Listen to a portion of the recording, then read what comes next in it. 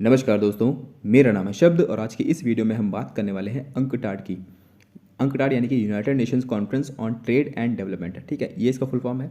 और इससे पहले के वीडियोस में हमने WTO, IMF और वर्ल्ड बैंक्स ग्रुप की बात कर ली है। अगर आपने वो वीडियोस नहीं देखी हैं तो आप प्लेलिस्ट में जाकर वो वीडियोस आसानी से देख सकते हैं। आप किसी भी एग्जाम की तैयारी कर रहे हो जहाँ पर ये टॉपिक आपके इंटरनेशनल इंस्टीट्यूशन से रिलेटेड आते हैं या फिर इंटरनेशनल बिजनेस रिलेटेड कोई भी टॉपिक अगर आता है तो ये सारे टॉपिक उसमें कॉमनली मिलते हैं, ठीक है। तो ये अगर आपने वो वीडियोस नहीं देखी तो प्लीज़ आप उसको चेक कर सकते हैं एक बार, ठीक है। फिलहाल यहाँ पर हम अंकटाड की बात करने वाले हैं। इसके हम हिस्ट्री देखेंगे थोड़ी सी और इसकी ऑब्जेक्टिव्स देखेंगे क्या होते हैं और इसके कुछ फंक्शंस क्या होते हैं कि क्या क्या काम करता है ये अंकटाड, ठीक है। तो चलिए बिना किसी देरी के स्टार्ट करते हैं। तो सबसे पहले इसका मैंने फुल फॉर्म आपको बता ही दिया है, United Nations conference on trade and development. इसका हेडक्वार्टर जेनेवा में है और इसका जो फॉर्मेशन किया गया था वो 1964 में किया गया था। आप जानते ही हैं कि वर्ल्ड वॉर 2 के बाद में ब्रिटेन वुड्स कॉन्फ्रेंस हुई थी यूएन की। वो भी एक यूएन की कॉन्फ्रेंस थी। उसमें दो संस्थाएं निकल कर सामने आई थी जिसको हम ब्रिटेन वुड्स ट्विंस बुलाते हैं, यानी कि IMF और IBRD। वहाँ पर दो संस्थाएं निकल कर आई थी बाहर, वर्ल्ड बैंक और IMF। और इसके बाद में वो देखा गया कि वर्ल्ड बैंक और IMF जो संस्थाएं हैं वो डेवलप्ड कंट्रीज़ को ज़्यादा फेवर करती थी, या उसको उन पे ब्लेम किया जाता था ये चीज़। उन पे ये कह सकते हैं उनका क्रिटिसिज्म यही था कि उनको कहा जाता था कि वो डेवलप्ड कंट्रीज़ के लिए ज़्यादा काम करती हैं, डेवलपिंग कंट्रीज़ को उन्होंने इग्नोर कर रखा है, ज़्यादा उनके लिए काम नहीं कर पा रहे हैं, ज़्यादा उनके ऊपर ध्यान नहीं दे पा रहे हैं। तो जो पुअरेस्ट कंट्रीज़ हैं, जो डेवलपिंग कंट्रीज़ हैं या इमर्जिंग इकॉनमीज़ हैं, उनके लिए एक UN ने एक कॉन्फ्रेंस बुलाई और उस कॉन्फ्रेंस को नाम दिया गया UNCTAD, United nation conference on trade and development. यानी कि डेवलपिंग कंट्रीज़ को भी ट्रेड में मौका मिले, इंटरनेशनल ट्रेड में भागीदारी करें, ग्लोबलाइजेशन में पार्ट लें और अपनी जो इकॉनमी है उसको डेवलप करने, इसके लिए अंकटाड का अस्तित्व सामने आया था, ठीक है। तो इसका जो मिशन है उसमें भी यही बात कही गई है, प्रॉस्पेरिटी फॉर ऑल। तो ये चीज़ है और इस वजह से अंकटाड का अस्तित्व सामने आया है, ठीक। उसके बाद हम देख लेते हैं इसका क्या काम होता है, काम क्या क्या करता है। अंकटाड के काम को हम तीन टर्म्स में डिवाइड कर सकते हैं, थिंक, डिबेट एंड डिलीवर।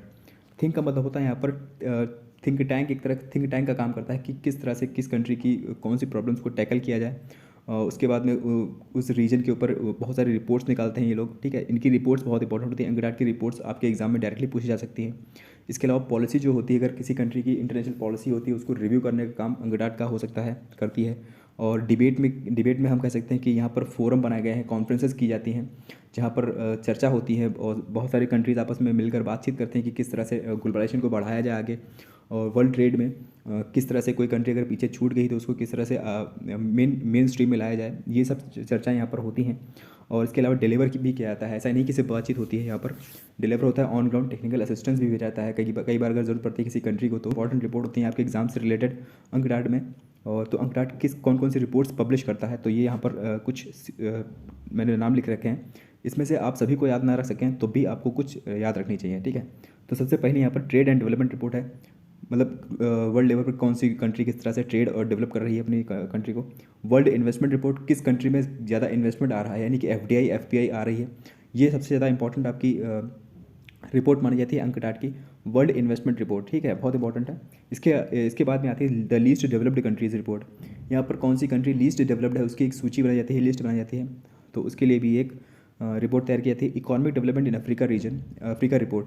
यानी कि अफ्रीका का जो रीजन है, कॉन्टिनेंट है, उसके लिए स्पेशल एक इन्होंने बना रखी है रिपोर्ट, जिसमें वो बताते हैं कि कौन सी अफ्रीकन कंट्री ने कितना डेवलपमेंट किया है, अपनी इकोनॉमिक डेवलपमेंट किया है, ठीक है। इसके बाद में इंफॉर्मेशन इकोनॉमी रिपोर्ट आती है और टेक्नोलॉजी एंड इनोवेशन रिपोर्ट होती है। ये भी बहुत इंपॉर्टेंट रिपोर्ट है कि technology and innovation report, technology में कौन सी कंट्री कितना अच्छा कर रही है, इनोवेशन में कितना अच्छा कर रही है, क्रिएटिवनेस और पेटेंट कॉपीराइट सब चीज़ें होती हैं वहाँ पर। और रिव्यू ऑफ मैरीटाइम ट्रांसपोर्ट, ठीक है। इसके बाद में हम थोड़ा सा इसका एक सबसे बेसिक जो काम होता है GSP, ये टर्मिनोलॉजी बहुत इंपॉर्टेंट है आपके लिए। GSP generalised system of preferences.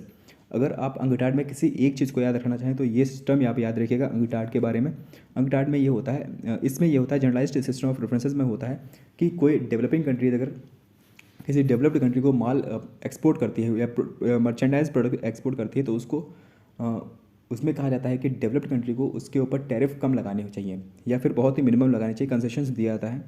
तो ये इसका सबसे प्राइम एग्जांपल है, इस कह सकते हैं आप सबसे प्रिंसिपल अचीवमेंट है अंकटाड का। GSP को उसने लागू कराया है। GSP के बारे में आपसे कहीं भी पूछा जा सकता है कि GSP क्या है, कभी भी पूछा जा सकता है। आपको पता होना चाहिए GSP अंकटाड के अंदर आता है और GSP का जो मोटिव होता है वो यही होता है कि डेवलपिंग कंट्रीज़ को एक्सपोर्ट में प्रमोशन दिया जाए, एक्सपोर्ट्स में बढ़ावा देने को उनको मौका मिले। एक्सपोर्ट्स कौन से एक्सपोर्ट्स? मैन्युफैक्चर्ड प्रोडक्ट्स को, जो उस कंट्री डेवलपिंग कंट्रीज़ में जो गुड्स बनाए जाते हैं उनको किसी डेवलप्ड कंट्री में भेजने का जो रास्ता है वो साफ़ करने का काम जीएसपी के द्वारा किया जाता है। तो ये चीज़ें हैं।